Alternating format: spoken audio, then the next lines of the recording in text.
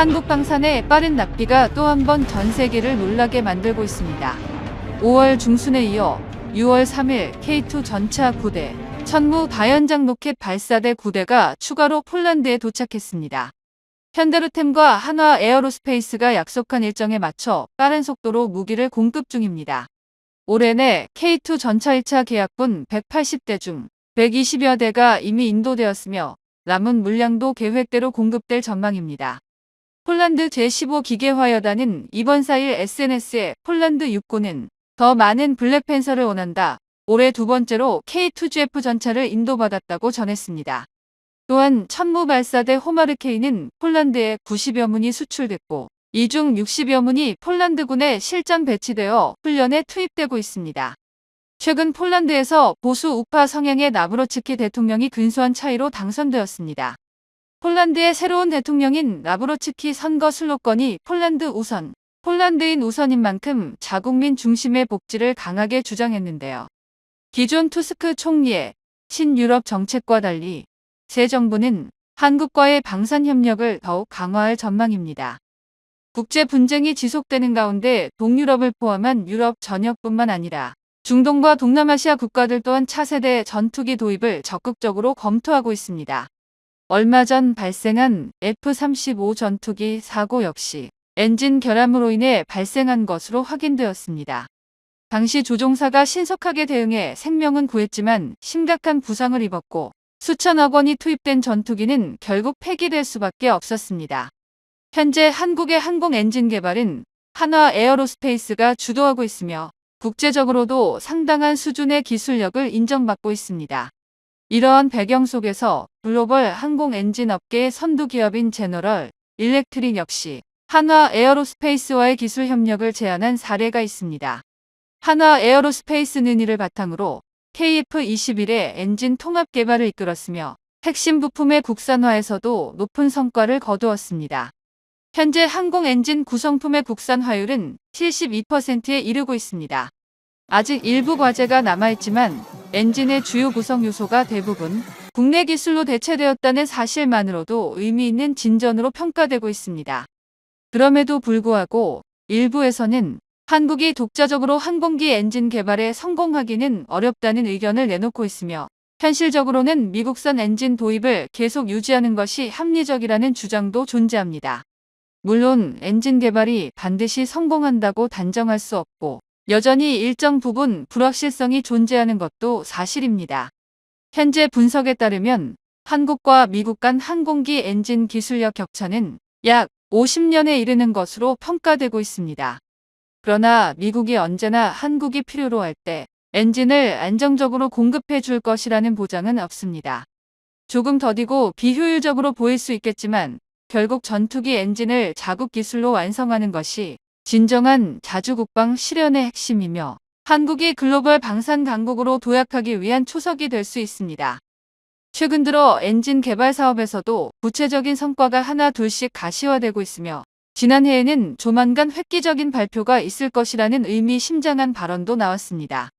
특히 대중에게 공개된 KF-21 전투기의 고기동 성능과 정밀한 비행 제어 능력은 해외 주요 언론으로부터 긍정적인 평가를 받은 바 있습니다.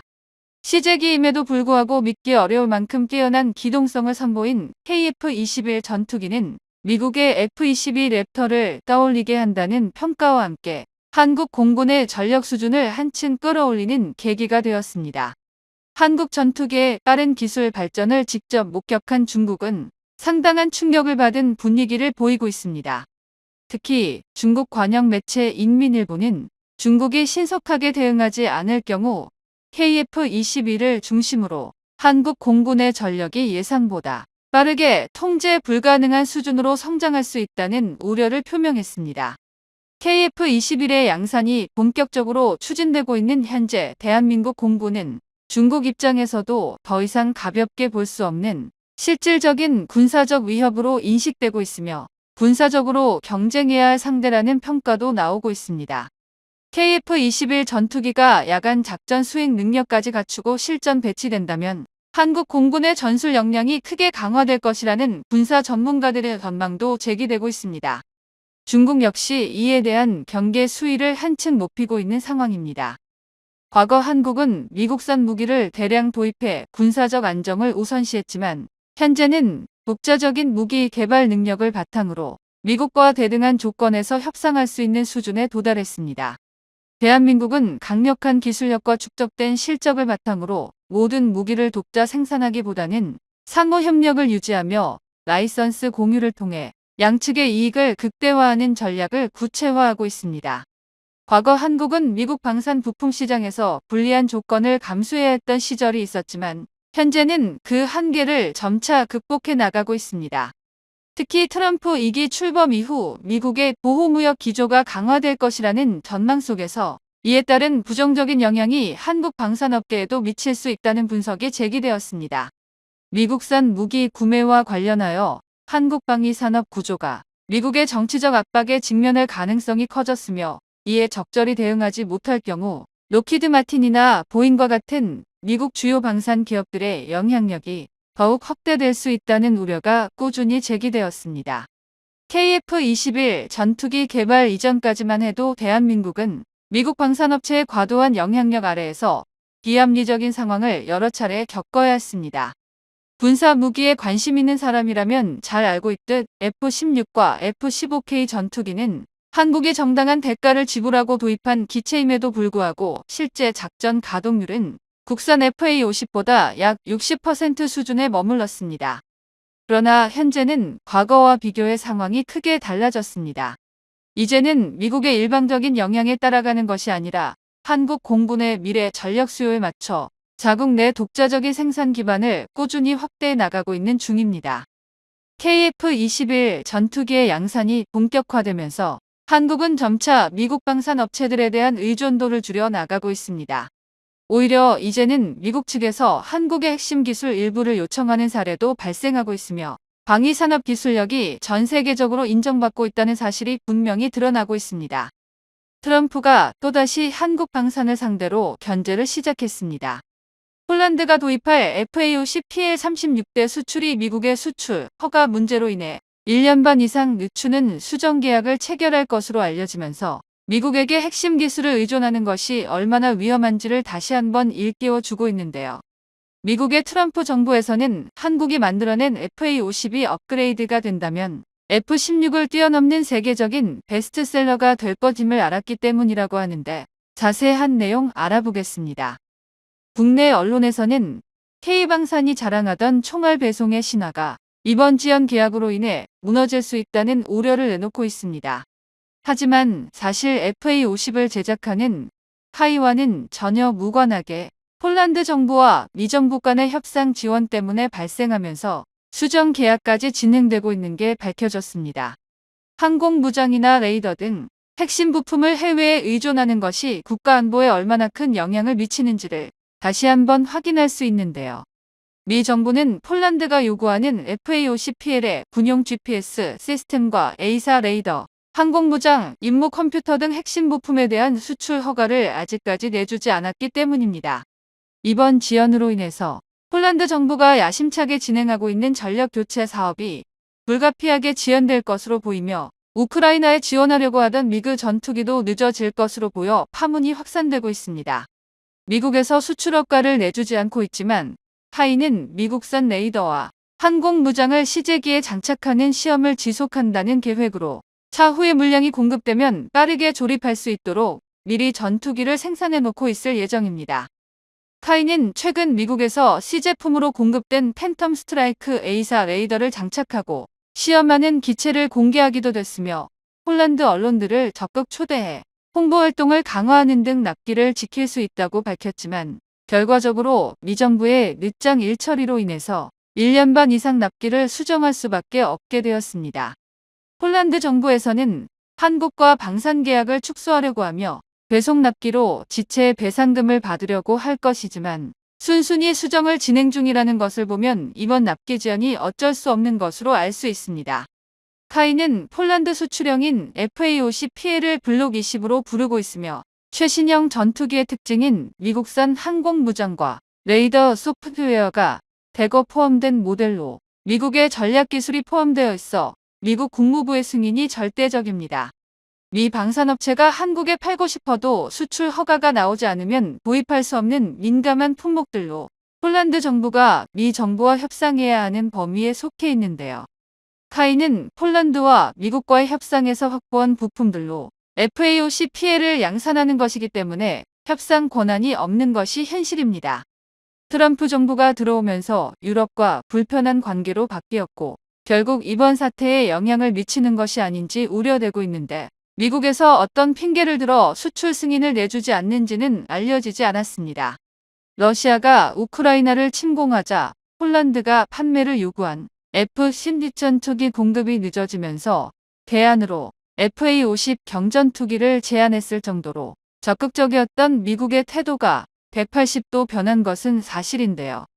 그렇기에 미국은 하이에 A사 레이더와 중거리 공대공 미사일까지 통합하는 사업을 이루어지도록 소량 판매를 허가했으며 이를 통해 FA-50P의 블록 20 시제기로 개발하고 있는 중이었습니다.